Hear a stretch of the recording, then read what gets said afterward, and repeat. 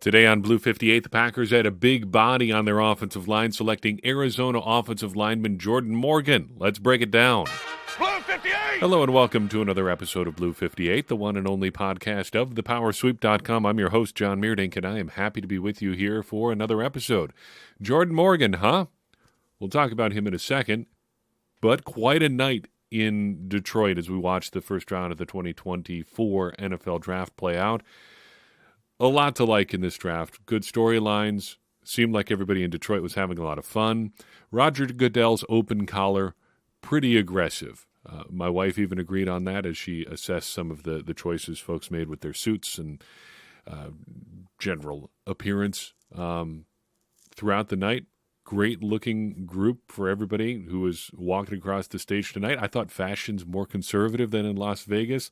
Malik Neighbors looked good, double-breasted suit, not for everybody, but he pulled it off. J.C. Latham's suit almost looked like it had a wood grain on it in the pattern on the fabric.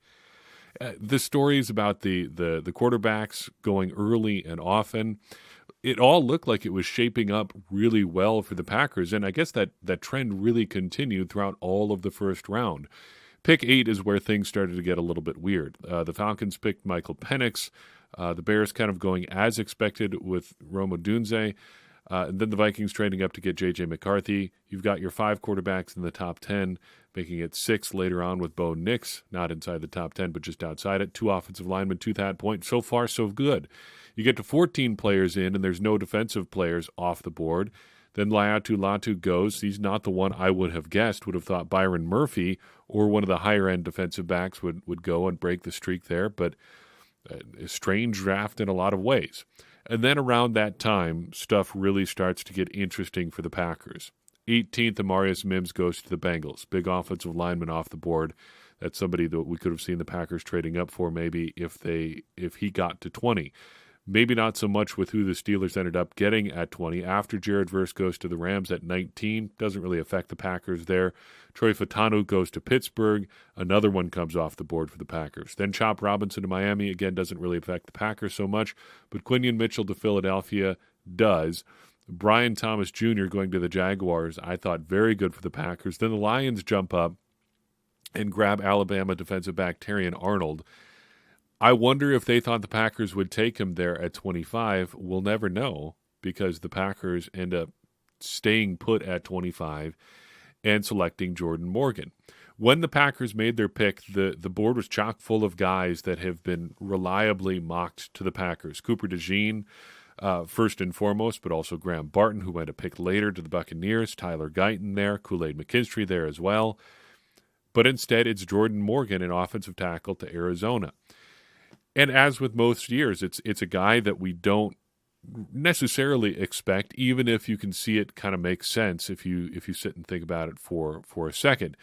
But after months and months and months of seeing, Cooper DeJean, Graham Barton, Cooper DeJean again, it is a little bit of a shock to the system just to see a name that you don't necessarily really spend that much time thinking about heading into the draft. And I don't think we actually mentioned Morgan's name at all in the pre-draft process, partly because he sat out of a couple of the metrics that really tie guys to the Packers. Did not run the agility stuff at the combine due to an injury, a hamstring injury.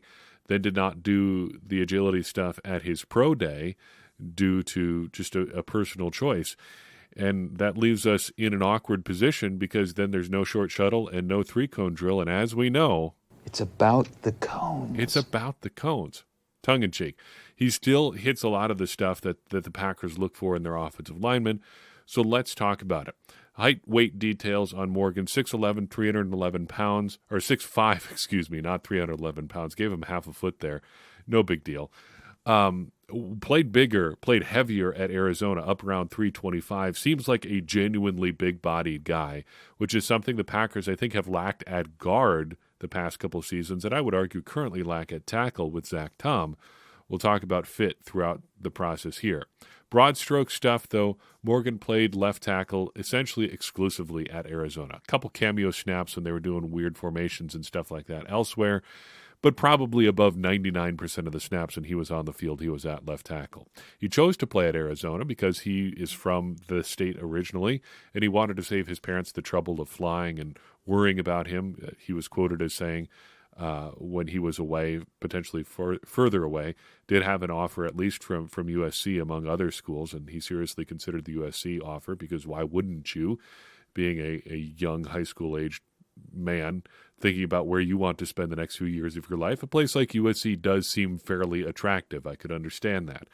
Good athlete overall, 9.24 relative athletic score, no agility drills again, but does hit an important threshold. His 10-yard split in the 40-yard dash, 1.69 seconds, very, very solid number, under the 1.8 number the Packers usually look for in their offensive linemen. And crucially, among offensive linemen in the top 250, the fourth best time that we have on record. Graham Barton, Tanner Bartolini, and Frank Crum all posted a 1.68 split. Morgan is next, tied with Tylen Grable out of UCF with 1.69. Those are the only 5 players to record a sub 1.7 time in their 10-yard split. I guess Troy Fatanu did record a 1.7 on the dot, but if you want to see, got to get to that 1.6 range.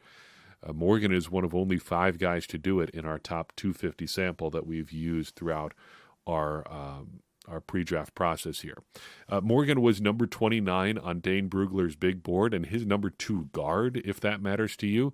He was number 37 on Pro Football Focus's big board, which it makes him a slight to moderate reach, if you want to call it that. And I guess technically it is, so it doesn't really come down to what you want to call it. If you look at those boards, those rankings, technically it is a reach. But 29 to 25 doesn't bother me all that much. And Pro Football Focus's rankings are kind of all over the place, so not too much to really worry about there. So Morgan, the prospect, the good stuff I think shows up in the program for starters. The size and the athleticism.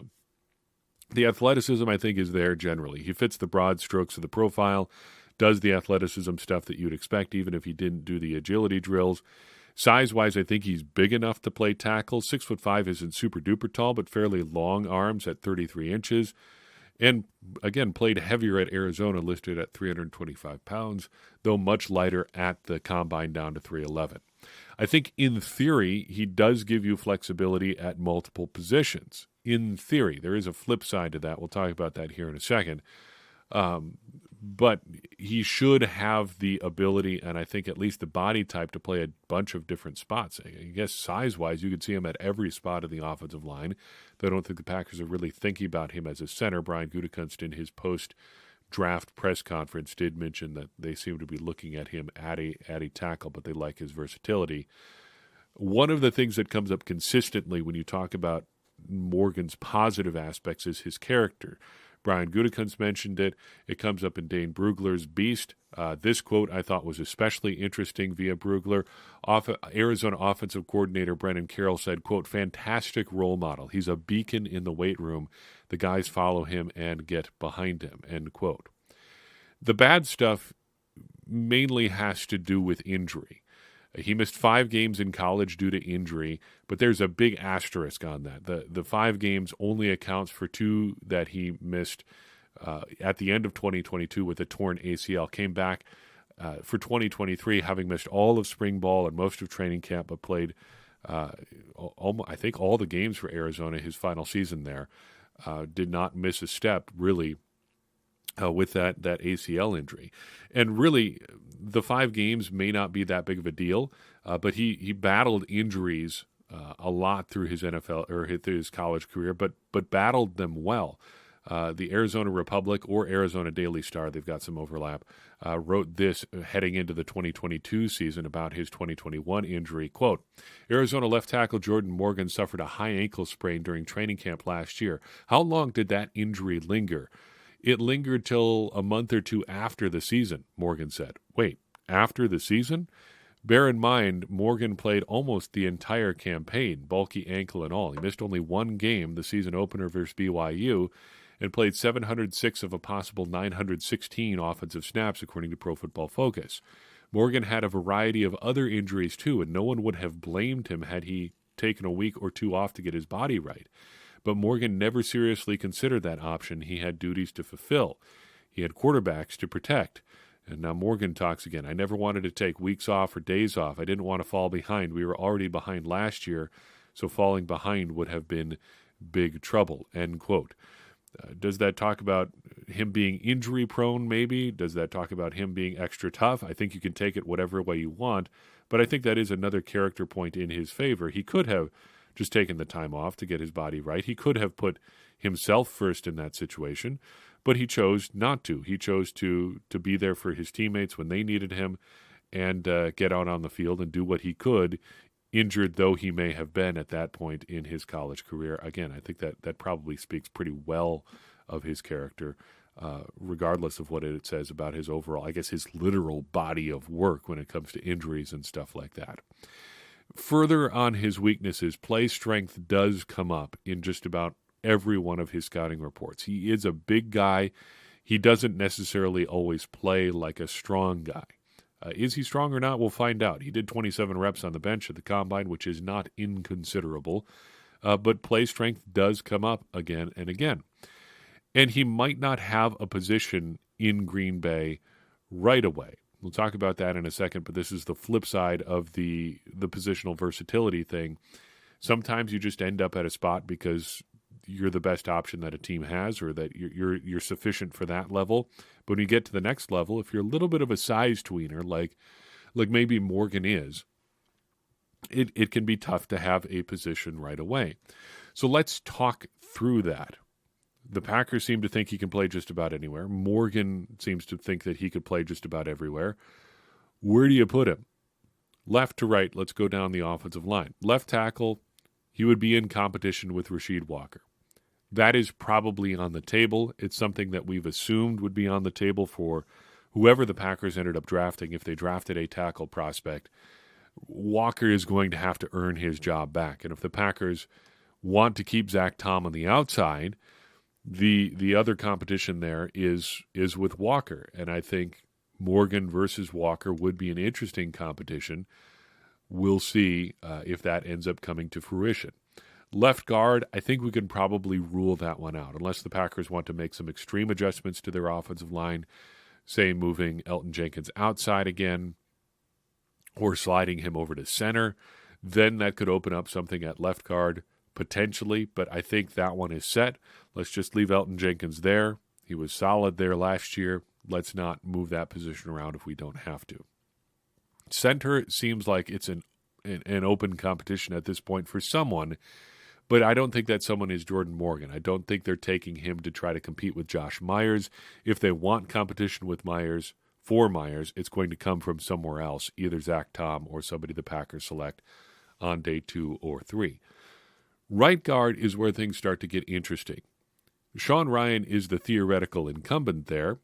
I would say he has a tenuous grasp on that job in the best of circumstances.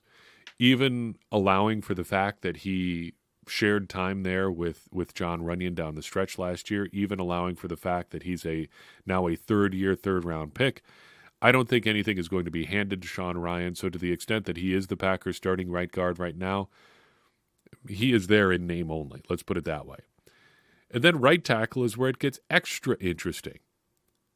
A lot of this is out of Morgan's control, but if Zach Tom is headed inside, I think you slot Jordan Morgan in at right tackle and say, figure it out. You haven't played left tackle before, at least certainly not since high school, and I didn't find any evidence that he was there in high school. He may have been. But if you need him at right tackle, you say, look, you were left tackle in college. We need you at right tackle. Figure it out. That's what he's going to have to do. And it looks like that could be one of the more open positions to start. If Zach Tom is on the move to somewhere else, that basically hands the job, I think, to Morgan. If not, they'll have to work to find him some work elsewhere, either at left tackle or right guard, if Tom doesn't end up moving. Overall, I think I like the pick. It's a little bit of a surprise. It's a little bit stunning to see a name that you haven't really talked a lot about come off the board when there are guys that you have, spent time with and kind of grown accustomed to the idea of the Packers drafting, going, or staying on the board when the Packers pick somebody else. But I like that you can see clear thinking here. You can see a clear path for him to get get reps, even if it does involve either winning a competition or the Packers sidelining a previous relatively high draft pick and a guy like Sean Ryan.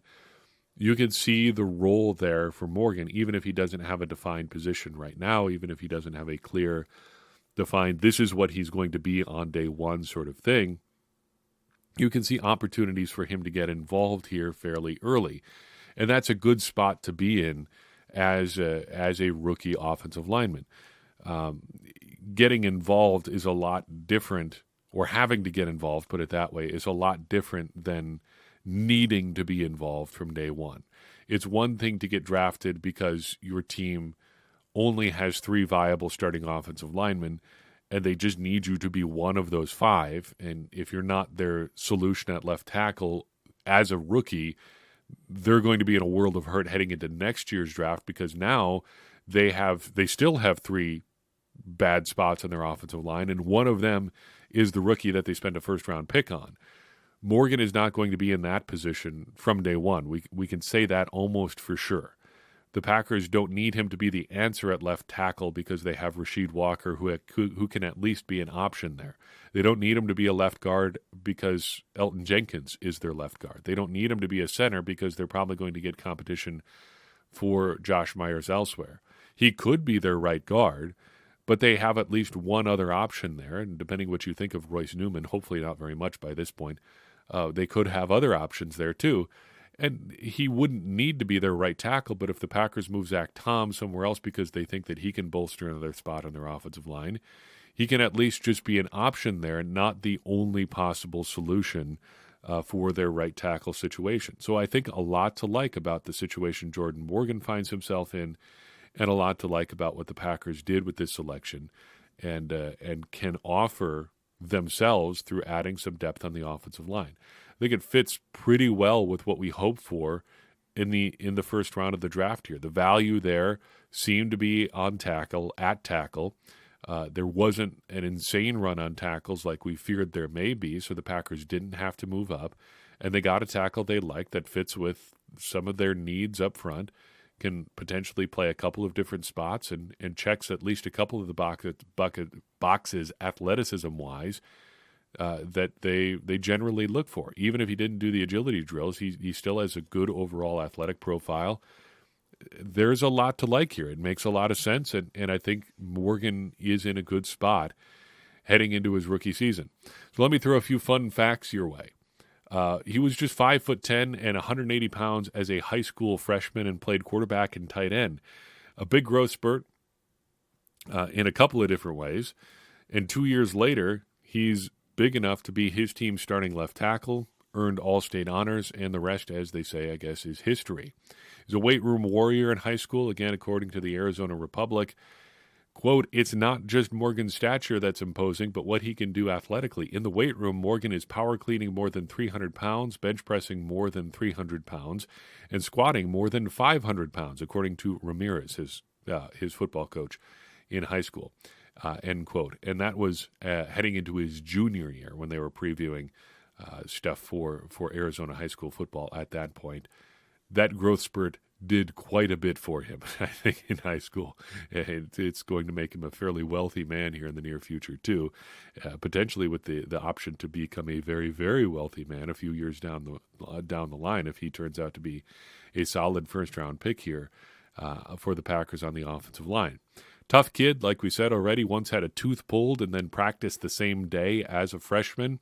The pain did not bother him. Man after my own heart in terms of what he did fitness-wise to try to get his playing weight up. Gained weight by, let's say, eating selectively. Quote, "Morgan appeared in 6 games for the Wildcats as a freshman in 2019, making starts at left tackle against Oregon and Arizona State. When Morgan committed to Arizona, he weighed 270 pounds, but has spent the last year packing on good weight.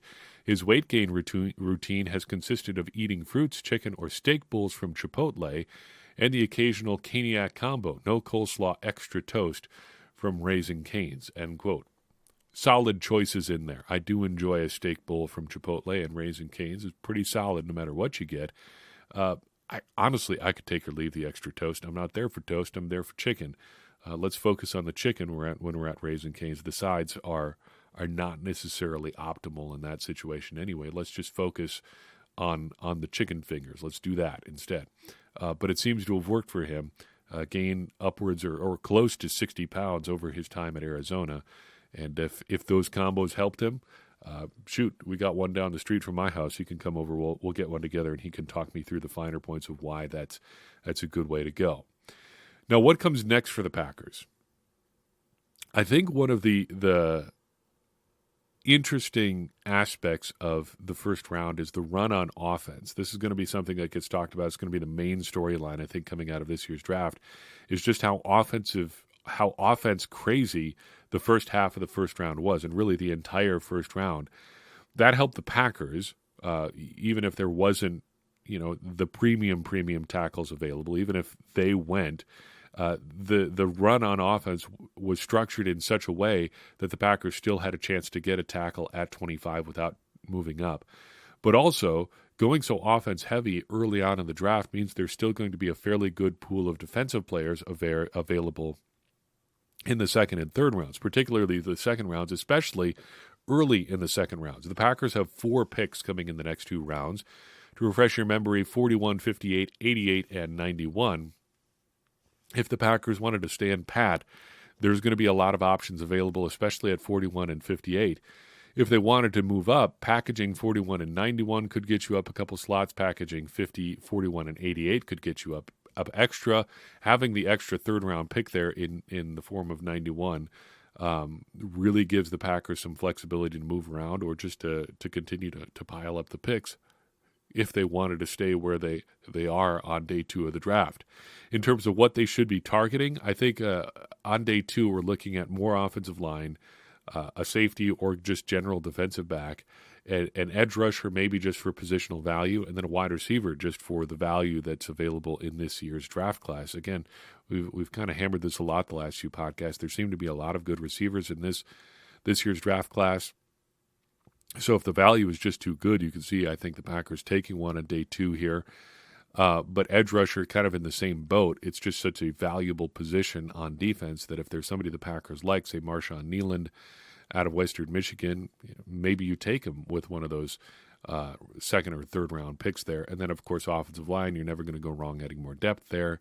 Then guys like, I guess Cooper DeJean is still out there, but Javon Bullard's still out there as well from Georgia. Give you some options at safety, and that really fits with what the Packers need. Let's focus on those things because the value on day 3, I think, is going to be running back and linebacker. So focus primarily on offensive line, safety, maybe wide receiver, maybe edge rusher on day 2 here. Then hit running back and linebacker on day 3, throw in another offensive lineman maybe as a flyer late, and then call it a weekend. I think the Packers are off to a really good start here. We'll see what happens on day 2 or 3, and we'll be back with you on Sunday to chat about everything the Packers have done throughout this weekend and how it's going to shake out for your 2024 Green Bay Packers. In the meantime, that's all I've got for you in this episode of Blue 58. I appreciate you tuning in. I'd appreciate it even more if you'd take a second and share this episode with someone you think would enjoy it. It's going to help more people find the show and get more people involved in this conversation you and I are having about the Green Bay Packers, which in turn is going to help all of us, me included, become smarter Packers fans. And as I always say, smarter Packers fans are better Packers fans, and better Packers fans are what we all want to be. I'm your host, John Meerdink. We'll see you next time on Blue 58.